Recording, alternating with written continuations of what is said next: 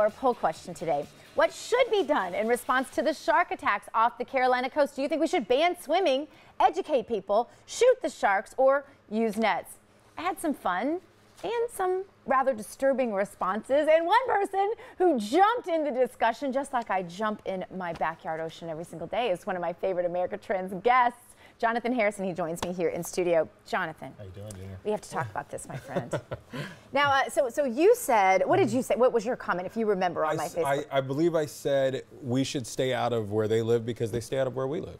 But why should we stay out of where they live? Because, I mean, that's the ocean. I mean, you live here in Southern California. We're all about surfing. It's a staple of Southern California. It is the #1 thing that everybody thinks about every day. I just don't want, like, shark attacks to be a staple of Southern California. So why not just shoot the sharks? They might play a vital role. I'm not sure. I'm pretty sure the vital role is eating people. Yeah. And I think we'd be okay without that. Oh, they eat dolphins too. And I think we'd be okay. And we love dolphins. Yeah. You know what? I might reconsider. And they eat seals, and seals are kind of cute. And we like seals too, and they're pretty peaceful. We like those too, and they're pretty peaceful. They don't eat a lot of people. That's actually a good point. I reconsider. You'll have to shake on See what we've done? All right. See what we've done? Solving issues. Solving like a river. issues. They should leave it up to us, Jonathan. We can solve all the world's problems right Everything. Bipartisanship, too. That's right. By golly. Marriage, redefined by the Supreme Court. Now, the polygamists want their rights, too. I remember going back to my wife swap episode when I said that I thought that if gay marriage were legalized by the courts, if government got involved in our bedrooms, that the next thing they were going to do was legalize polygamy and God knows what else, the slippery slope argument. And oh, how I was furiously attacked. And that's okay, because I've been attacked bigger and by better people. But I just am asking you, do you think that that is a logical next step? Well, it's two things, sort of. One, no, not necessarily. I don't think that we need to worry about people going overboard in terms of marriage. But there is an interesting point to be made in the sense that there are people who feel that government should have never been involved in marriage in the first place. It literally should have just been a matter of you choosing with whoever you wish to choose with to go get married to, you know, with a priest or whatever, or a religious leader, and then they can divorce you if you wish, and government really has no role. You're talking about from the institution of our Constitution. You're talking about from the very beginning. You're not talking about the Supreme Court being involved. But even now, I mean, even now, if there are people who feel that government should just entirely back out of marriage. So the Supreme Court did exactly the opposite of that, and now it's inserted in marriage. And not only that, they're tracking who is posting on Facebook that they're, you know, with their rainbow flag over their picture. That's all being tracked and that's all being accounted for. Some people were saying that, but I was actually reading a lot about that. There's so far, at least, not any proof necessarily that they're doing anything different than they normally do, which is Facebook tends to track a lot of what people are doing, but anything out of the ordinary.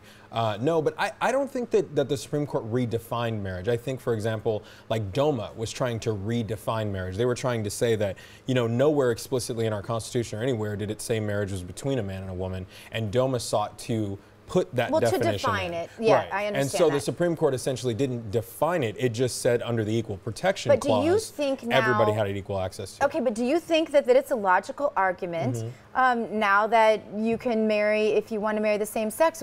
Why should somebody not be able to marry if they want to marry 2 women or 3 women or 5 women? Or I mean, can't we just all have big group marriages now? Well, you know, like I said, I personally, truthfully, I really don't care about people's marriages. They don't. I myself don't really have any like urge to get married. I really couldn't care less what anybody else does when they get married. And I think if the government wasn't involved in giving rights, tax breaks, access to passing down property, things like that, there wouldn't really be any question. It would just be a matter of what people privately chose to do, and morality is subjective, so we wouldn't have to worry about it. It actually has been, because it's always been the case that you can go into whatever religious institution you want, and you can marry whomever you want. That was never a question.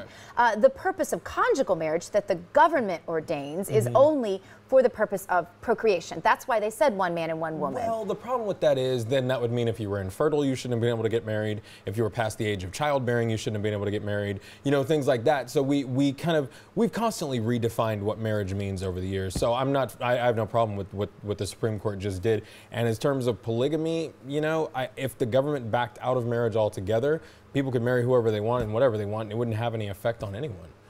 Well, it sounds like, you know, at some point that's exactly what's sort of happening de facto, because a lot of places are refusing to grant any marriage licenses now. The same people refusing to do that are the same people who, you know, refuse to have equal access to voting, and it's always that same portion of the country that does it, and they're always forced to do it. I'm glad you brought that up. I like that, equal access to voting. Let's just go there for a minute.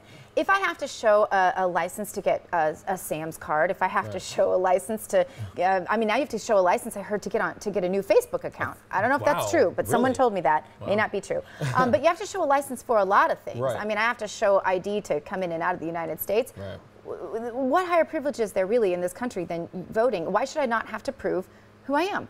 It's not that you should have to prove who you are. It's just that voter ID, or voter fraud rather, is a non-existent problem. I think it's less than 1%, something insane like that. Oh no, it's a huge problem. It's not, though. That's the thing. Of all of the voting that takes place, it is less than 1%. I mean, they've done all of the studies on this. I think it's just been overblown. I think people have overblown. And if it was a major issue, we should absolutely take it on. But I think what happens is, do you think now with illegals getting their license without showing ID, or getting their license without having to prove that they're American citizens, do you not think that many illegals will therefore be voting in what is our government? Well, what was interesting about that is I was saying, even if ID were required, apparently illegal aliens can get IDs, so it wouldn't even necessarily prevent the problem. I've looked at the numbers, and if it was a major issue, I would be all over it. I would say we should do it.